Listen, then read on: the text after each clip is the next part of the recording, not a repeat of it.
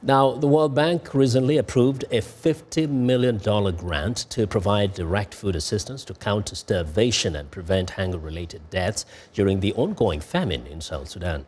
The money will help only some of the nearly 5 million people in that country who are classified as food insecure. And to the west, in Nigeria, people returning to their communities are facing the same problems after war has left homes and infrastructure destroyed. VOA's Kevin Enochs reports. At the border between Nigeria and Cameroon, people wait to head back to their homes. But all too often, there are no homes to go home to. I spent 3 years in Cameroon from 2014 to 2017. Then we decided to come with all my family. We paid for our transportation to come, even this small child. I paid 4,000 naira for his transport if the money is converted to naira, but because we want to serve our country, I gathered all my family with our belongings to our dear country Nigeria. Now what we want from the government is to help us. We don't have wood to cook.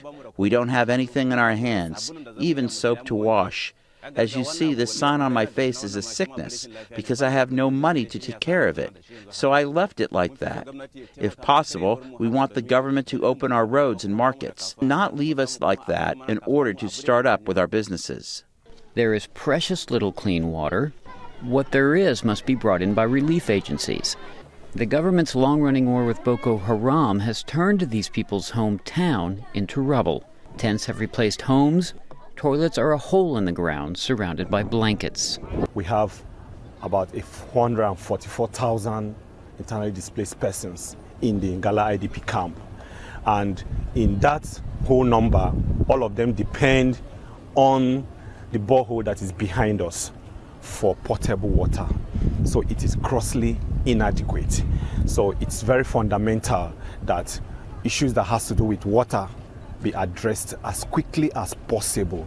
It is another example of food insecurity driven by conflict.